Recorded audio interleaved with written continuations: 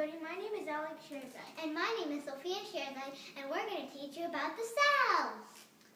So the human body is made of organs, such as the heart, and organs, such as the heart, are made of tissues, and tissues are made of cells. Cells are very, very small. Cells are the basic blocks of all living things. They come in different varieties, such as myofibers, neurons, endothelial cells, rods, cones, hair cells, and much more. So we have a cell over here, and we are going to study it. So over here, this is the membrane of the cell, but it also has an outer layer. Called the outer membrane. Yes, called the outer membrane. So this is the membrane, and this is the outer membrane. And then, if you enter the cell, you will go to the center first. Let's say that you have a microscopic ship that can go through the cell. And then, first thing you're going to go to is the That's nucleus. the nucleolus. No, Nucleus. And inside the nucleolus is nucleus and the nucleolus. It sounds exactly the same.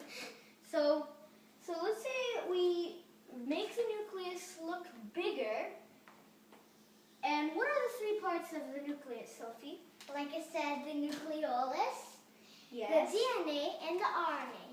So And by the way, the DNA stands for deoxyribonucleic acid, and the RNA stands for the ribonucleic acid. And by the way, speaking of DNA, I bought this model of it. So, it's twisty, and what shape is it? It's called a double helix. There's this, the double helix is the shape where there's this curve on one side and a curve that's intersecting it on another side. And by the way, the bond, these lines, you wonder what it is. They are the bond of it. So And there's adenine, thymine, what other? adenine, thymine, cytosine, and guanine. And Oh, those by are the way, chemicals adenine bonds with thymine. so these two bond and these two bond. So these are the chemicals that make up the bonds. And there's adenine, cytosine, thymine, and guanine. And in RNA, instead of thymine, there's uracil. Uracil in RNA. And uracil bonds with adenine, and cytosine still bonds with guanine. So anyway, out of the nucleus. So how do we get out of the nucleus? Well, one way is to go through the endoplasmic reticulum. And Sophie, what is the endoplasmic reticulum? Well, there's two kinds. There's a smooth endoplasmic reticulum. At least it looks smooth because there's no For short, feelings. endoplasmic reticulum is ER. Yeah.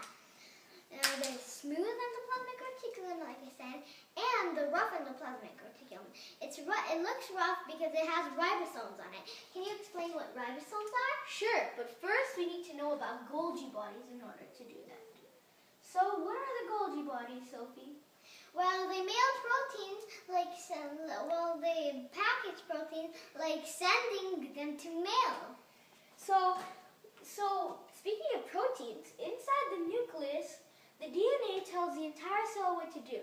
And one thing it tells the cell to do is it tells the RNA to make proteins. And by the way, so the DNA tells the whole cell what to do, not part of it. So that means that it's the boss of a whole cell, and it's very small. So once the RNA makes proteins, it goes through the endoplasmic reticulum and all the way it gets packaged through the Golgi bodies.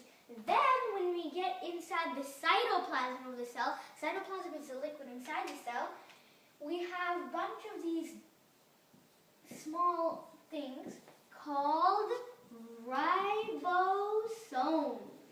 Ta-da! That's what we were learning about. And guess what ribosomes do? So, what's the use of doing proteins if they don't do anything to the cell? I don't know. That's what the ribosome does.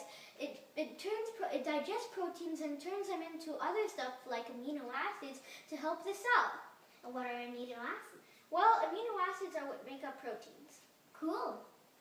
So, next, there are two more things in the cell. Actually, there are many more things, but two more basic things. One of them is something called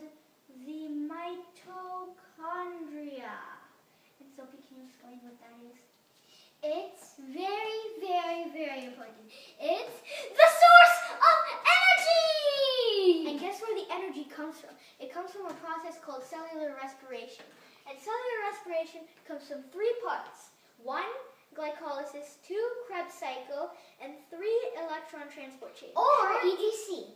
You got it. That's what I was going to say. And then Krebs cycle can also be called citric acid cycle. Citric acid is a type of acid that's found in your lemons. So after that, so the mitochondria is, so what is this squiggly thing? Is it a cloud?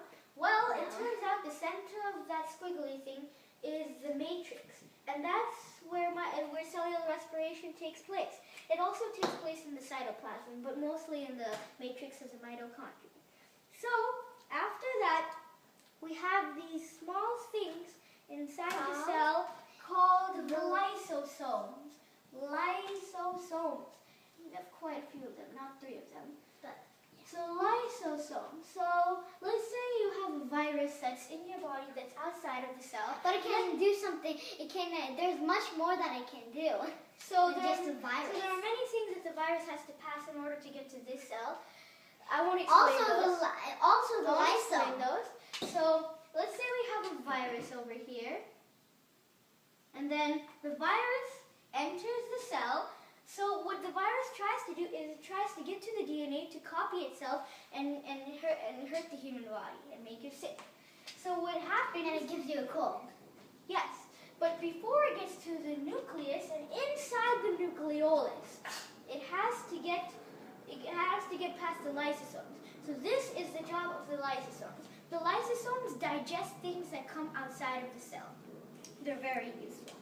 So that's a cell, at least the basics of a cell. Thank you for watching. And this now is the joke of the day. I'm really using my mitochondria now. So, why can't I trust atoms? They make up everything. That's a good one. Get it? Get it? Because atoms make up everything around you. But they played on words and they said, make up everything like they're lying. So, that's the joke of the day. Thank you for watching. See you in the next video. Bye. Bye.